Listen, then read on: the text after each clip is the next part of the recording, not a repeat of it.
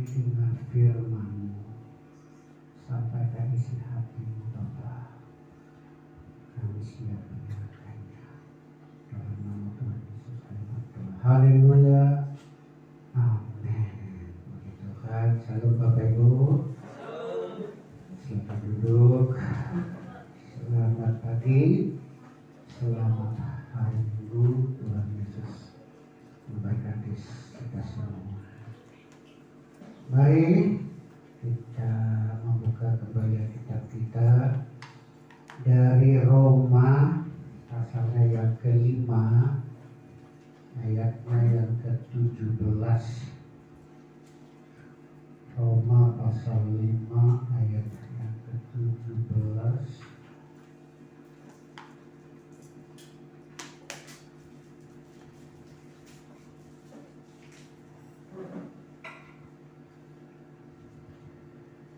Mari kita baca bersama-sama. 2-3 ya. Sebab jika oleh dosa satu orang, maut telah berkuasa oleh satu orang itu, maka lebih benar lagi yang telah menerima kelimpahan kasih karunia dan anugerah kebenaran akan hidup dan berkuasa oleh karena satu orang itu, yaitu Yesus Kristus. Bapak Ibu Saudara yang dikasih Tuhan, selalu kita mendengarkan perkataan gelap dan terang, ya. Gelap dan terang, kebenaran dan dosa, kebaikan dan kejahatan. Dari apa yang kita baca di sini sungguh nyata ya, ada dua pribadi, di mana kedua pribadi ini sungguh-sungguh membawa manusia itu secara keseluruhan, ya, dampak dari pribadi ini bersifat menyeluruh, ya. Sebagaimana dikatakan tadi, jika oleh dosa satu orang, maut telah berkuasa oleh satu orang itu. Karena orang itu berdosa, maka semua orang yang ada di bumi ini berdosa, ya. Kadang-kadang menjadi timbul pertanyaan, gitu ya. Tapi ternyata kalau kita kaitkan hal ini, sungguh memang benar, bahkan dalam kehidupan kita sehari-hari terbagi dua, begitu ya. Dan tidak ada pihak ketiga, ya. Hanya dua, gelap dan terang, tidak ada abu-abu. Ya, jadi yang pertama dikatakan Adam pertama. Dan bagian B tadi, maka lebih benar lagi mereka yang telah menerima kelimpahan kasih karunia dan anugerah kebenaran akan hidup dan berkuasa oleh karena satu orang itu, yaitu Yesus Kristus. Jadi ada dua. Yesus Kristus disebut Adam kedua, ya. Adam pertama membawa seluruh umat manusia menjadi orang berdosa. Dan Adam yang kedua, yaitu Yesus Kristus, memberikan kesempatan kepada semua orang untuk mendapatkan kasih karunia dan dibebaskan, ya. Jadi Bapak Ibu, saudara bukanlah seperti pemahaman dunia yang mengatakan karena orang melakukan perbuatan dosa sehingga orang itu menjadi orang berdosa. Kalau agama dunia mengatakan seperti itu, karena manusia melakukan perbuatan dosa, maka orang itu menjadi orang berdosa. Tapi firman Tuhan tadi mengatakan karena Adam manusia pertama itu telah menjadi orang berdosa, maka seluruh umat manusia menjadi orang berdosa. Gitu ya. Dan ini saudara dikasih Tuhan harus saya tegaskan terus menerus bahwa ternyata sangat dan sangat jauh pemahaman dan pengertian tentang dosa antara pemahaman kekristenan dengan pemahaman agama lain. Ya, kalau agama lain selalu mengatakan karena perbuatan oranglah menjadikan dia berdosa. Tetapi firman Tuhan membukakan pemahaman pengertian kepada kita, justru kita sebagai orang berdosa telah kita wariskan atau telah diwariskan kepada kita karena Adam telah menjadi orang berdosa. Ya. Jadi saudara-saudara yang dikasihi Tuhan, dampak dari kedua pribadi ini bersifat menyeluruh, mendunia, gitu ya. Dan tentu setelah Adam menjadi orang berdosa dan semua keturunannya adalah orang-orang berdosa, maka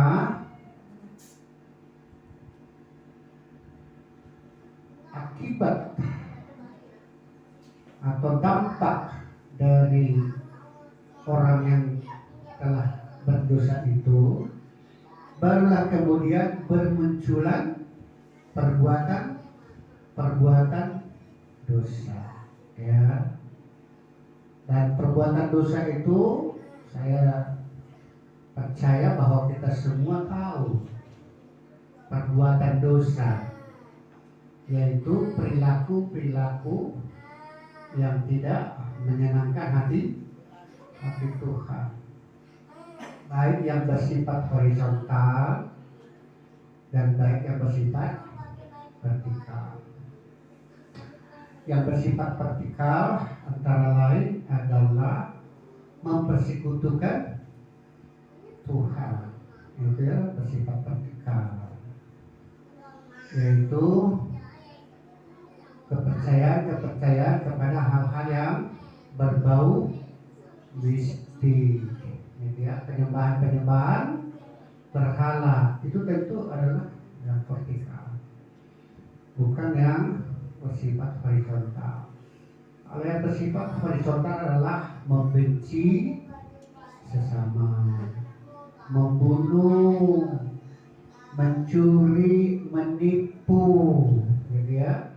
Pekerjaan-pekerjaan yang kita lakukan yang berhubungan dengan sesama, yang horizontal, merupakan lanjutan atau buah dari kehidupan orang yang telah jatuh dalam dosa dan perilaku sebagai orang yang berdosa. Ya. Jadi Bapak Ibu saudaraku yang dikasihi Tuhan, kalau kita teruskan ke ayatnya yang bagian B, maka lebih benar lagi mereka yang telah menerima kelimpahan kasih karunia dan anugerah kebenaran akan hidup dan berkuasa oleh karena satu orang itu, yaitu Yesus Kristus. Kalau akibat Adam telah menjadi orang berdosa, maka seluruh umat manusia juga menjadi orang berdosa. Dan bagaimana mengangkat manusia yang berdosa ini supaya menjadi orang yang benar di mata Tuhan, bukanlah melalui usaha-usaha dan bukanlah melalui perbuatan-perbuatan.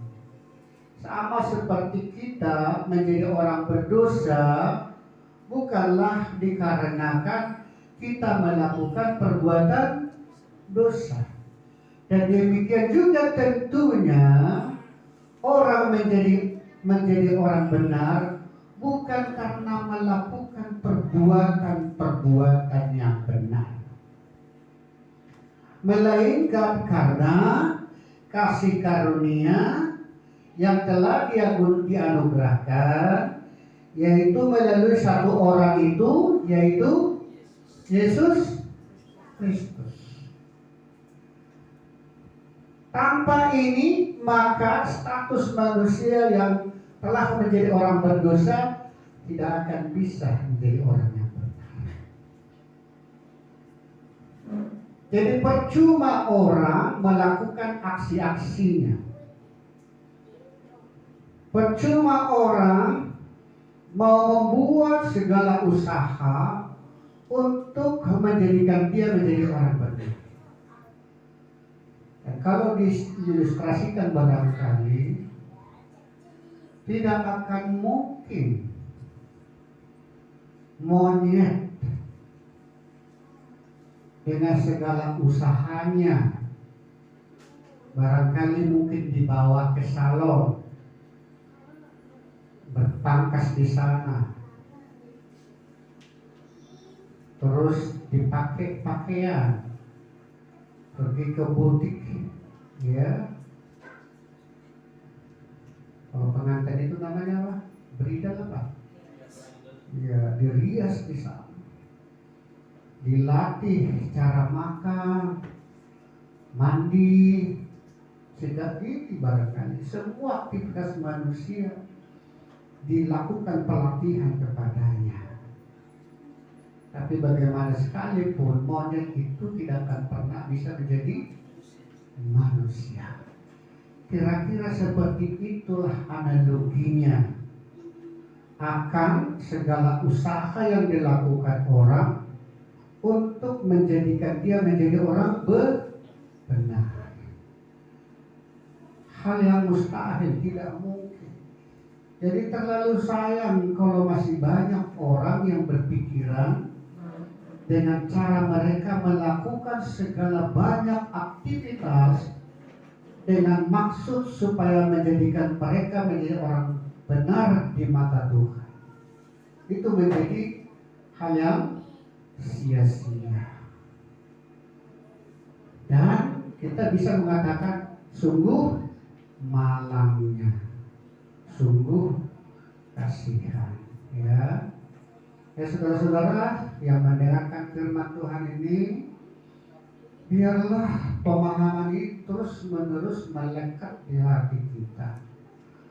Karena bagaimana sekalipun bisa-bisa kita akan berinteraksi dengan orang yang lain yang mempengaruhi kepercayaan kita, sehingga kita memiliki keyakinan yang berbeda. Ya, jadi harus kita tetap teguh dan paham siapa kita. Sebagaimana saya berulang-ulang mengatakan bahwa secara tubuh dan jiwa kita sama dengan manusia lainnya. Tubuh dan jiwa kita sama. Yang bisa dilihat oleh mata, yang paling bisa dilihat mata adalah tentu bagian tubuh kita, fisik kita. Matanya blow atau bagaimana, hidungnya mancung keluar atau mancung ke dalam misalnya, ya. tinggi, semampai, langsing, atau sedang, ikal, atau rambut, atau bagaimana, hitam atau putih, bisa kita lihat secara langsung. Masalah jiwa bisa kita pelajari, yaitu masalah karakter dia, emosionalkah dia, gampang terharukah dia, gampang nangiskah dia, royalkah dia memberi, pelitkah dia, bisa kita analisa. Tetapi yang sungguh berbeda antara orang yang percaya dengan orang yang belum percaya adalah rohnya, yang sesungguhnya justru tidak bisa kita lihat, tidak bisa dideteksi. Namun saudara yang dikasih Tuhan, kalau kita pahami ini sungguh-sungguh, maka menjadikan kita menjadi orang yang tegar, dan tentunya tidak menjadi iri kepada orang lain yang tubuh dan jiwanya mungkin kelihatannya lebih hebat dari kita. Tapi yang harus kita tahu, ya kasihan kalau toh akan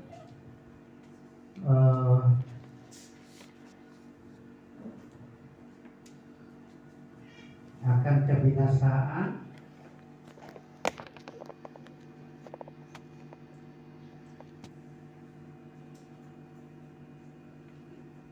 ya. Jadi biarlah kita semua yang hadir di sini jangan pernah melupakan hal ini. Boleh kita melihat tetangga kita, teman sekantor, teman sekerja, di mana jiwa dan tubuh kita sama. Tapi ketahuilah bahwa roh kita sungguh-sungguh berbeda. Ya, amin. Amin. Jadi kalau mereka mengajarkan dengan segala upaya, segala perbuatan mereka untuk mencapai, sehingga mereka yang dikatakan sebagai orang berdosa menjadi orang yang benar di hadapan Tuhan. Mereka melakukan itu. Tapi saudara dikasih Tuhan, Alkitab tidak mengajarkan demikian. Ya. Tidak ada upaya, sama sekali tidak ada upaya, melainkan hanya menerima. Coba kita lihat kembali ayat 17 bagian B. Maka lebih benar lagi mereka yang telah menerima kelimpahan, ya. Jadi kita tidak mengupayakan, kita tidak meraih, kita tidak menggapai, tapi menerima. Kalau misalnya orang yang hanyut lah katakan, kita sebenarnya tinggal menerima uluran tangan Dia. Kita tidak perlu lagi menggapai.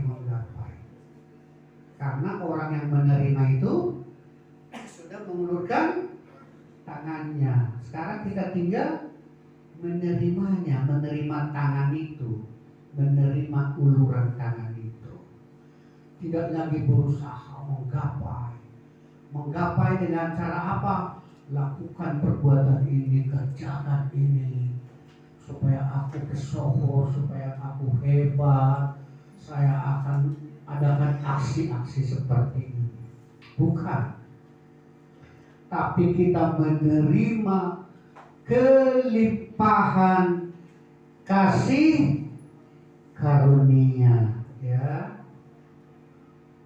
Jadi kalau saya berikan satu ilustrasi Bapak Ibu yang dikasih Tuhan, misalnya ada sekelompok orang, katakanlah anak-anak sekolah yang mau mengikuti ujian, ataukah orang-orang yang tes kepegawaian misalnya, supaya diterima di sebuah instansi sehingga diadakan ujian. Dan tentu sudah ditentukan tanggalnya. Lalu mereka mempersiapkan bagaimana supaya mereka berhasil, supaya mereka lulus dalam ujian itu. Ya, mereka sungguh-sungguh belajar materi-materi yang bakal kira-kira muncul. Mereka pelajari, dan barangkali mereka sampai berkorban larut malam, dan bahkan kalau seperti zaman kami dulu, supaya tidak ngantuk direndam kaki gitu ya, supaya kaki dingin, jadi kita tidak tertidur, kita paksakan gitu ya. Dan mereka berjuang bagaimana supaya lulus gitu. Tapi pada saat sudah diadakan ujian sedemikian ketatnya, barangkali ya, pengawasnya pun mungkin ada beberapa orang, jarak berapa meter misalnya, ditambah lagi dengan monitor-monitor sehingga tidak bisa membuka catatannya kembali dan tidak bisa bisik-bisik. Jadi tentu orang seperti itu biasanya adalah orang yang paling individualis, ya, yang tidak mempedulikan orang lain, karena mereka berusaha, ya, itu perbuatan, itu upaya. Makanya kalau kita perhatikan di dalam keagamaan, justru muncul pribadi-pribadi yang egois, yang menghakimi sesamanya. Di Alkitab sudah sungguh nyata dapat kita lihat. Tokoh-tokoh agama, ahli-ahli Taurat, orang-orang Farisi adalah orang-orang yang egois. Sama seperti orang yang lagi ujian itu, pasti mereka adalah orang-orang yang egois. Kenapa egois? Sebenarnya bukan berasal dari dirinya tentu, tapi diakibatkan oleh sistem, diakibatkan oleh situasi, diakibatkan oleh keadaan. Mereka harus menjadi mementingkan diri sendiri. Apalagi dikatakan dari ribuan orang hanya satu atau dua orang yang dibutuhkan, betul, berarti perjuangannya. Yang bertetangga tidak akan mau lagi memberi. Jadi orangnya egois.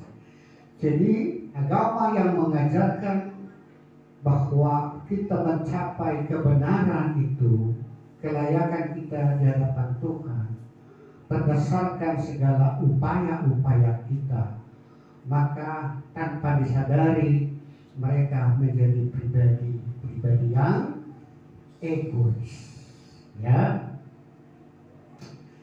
Tapi setelah setengah perjalanan ujian ini, dan ternyata dari sekian jumlah pertanyaan, ternyata kualitas atau tingkat kesulitan dari pertanyaan ini sangat tinggi sekali.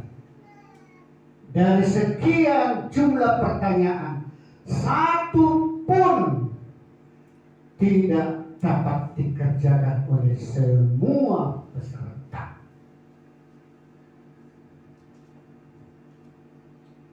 Seperti halnya SD yang ujian, sementara soal-soalnya adalah soal-soal mahasiswa tingkat akhir misalnya.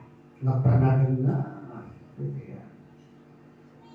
Kalau SD masih tambah-tambah, kurang-kurang, kali-kali, bagi-bagi. Tapi kalau ujiannya sudah masuk integral matematika misalnya, diferensial, apa itu integral gitu. Wah, frustrasi mereka di situ. Tidak ada harapan. Mustahil kita lulus tingkat soal seperti ini, mustahil kan gitu. Gak ada yang lulus. Atau tiba-tiba di tengah-tengah keputusasaan, stres dari semua peserta, datanglah yang penentu. Kalau misalnya yang punya perusahaan yang membutuhkan karyawan atau menteri satu departemen, langsung memberikan pengumuman. Kami menghargai daya upaya saudara, keseriusan saudara.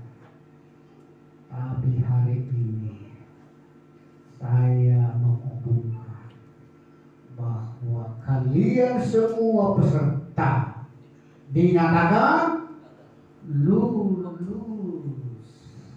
Itulah anugerah. Ya, itulah anugerah. Tapi ada yang tidak mau menerima itu? Ada? Ada. Apa-apa ini? Kayak main-main aja ini.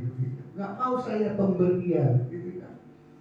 Saya harus berdasarkan perjuangan saya. Saya harus berdasarkan prestasi saya. Karena dia tingkat egoisnya tadi sudah tinggi. Harus saya yang lulus. Kalau semua lulus, apa bedanya saya juara selama ini? Ya kan? Misalnya di sekolahan, kan waktu sehari-hari kan ketahuan yang paling pintar kan? Semesteran kan ketahuan juara 1, juara 2, juara 3. Tapi ternyata kejuaraan itu menjadi sama rata. Dinyatakan semua siswa dinyatakan lulus. Yang juara 1 bisa sebut-sebut. Apa itu sama. Percuma dong belajar terus. Tiap hari baca buku, Karena ternyata di dalam pikirannya adalah lulus atau tidak lulus. Dia tidak pikirkan bahwa keseriusan dia belajar itu sudah menjadi miliknya untuk digunakan seterusnya. Kalau orang yang pintar, apakah itu tidak berguna perjalanan kehidupannya ke depan? Berguna apa enggak? Tentu berguna. Berarti tidak ada yang percuma, walaupun sama-sama anugerah diberikan kelulusan. Nah, seperti itulah saudara kasih Tuhan. Banyakkah orang yang tidak mau menerima uluran tangan Tuhan Yesus, pengorbanannya? Banyak hari ini? Banyak. Bahkan menjadi olok-olokan. Ya. Apa Yesus harus mati? Apa artinya?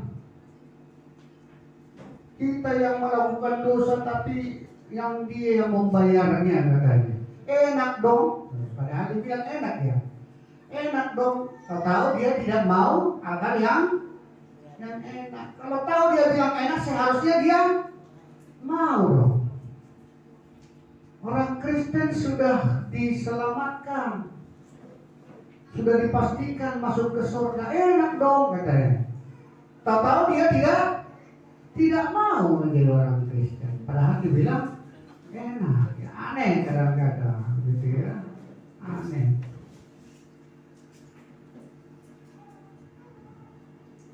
Jadi hanya tugas kita adalah menerima kelimpahan.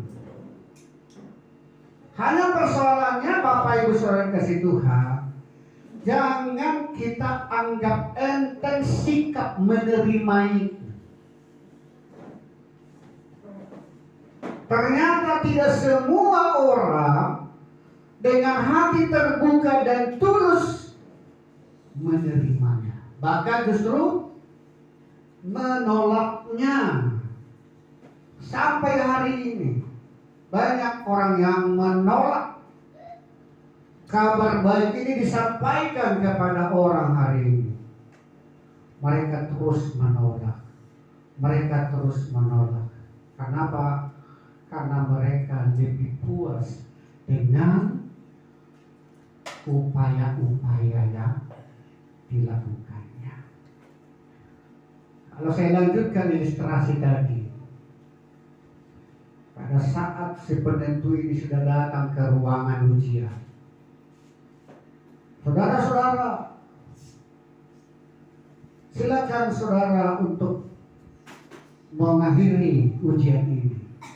Tinggalkanlah kertasnya, tinggalkan pulpenmu. Saudara-saudara dinyatakan lulus, tidak ada satupun yang gagal.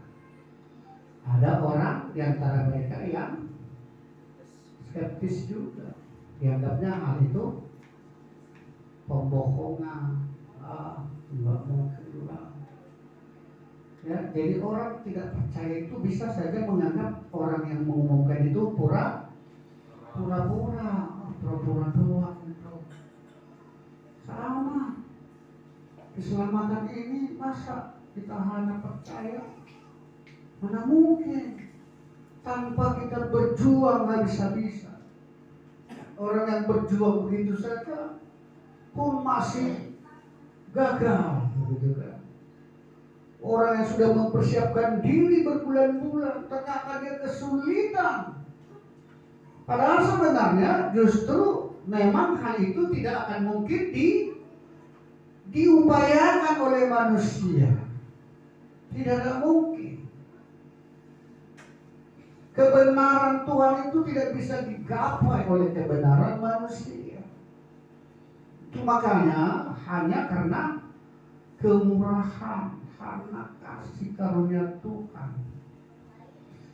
Tapi sangat dibutuhkan adalah sikap manusia itu, yaitu menerimanya. Dan hari ini saudara terkasih Tuhan, saya mau mengajak kita semua supaya kita menjadi manusia-manusia yang polos. Ya. Seperti anak kecil, di dalam firman Tuhan ada itu memperbandingkan kita harus seperti anak kecil. Apapun tingkat pendidikanmu, dalam hal ini engkau harus menjadi orang yang polos.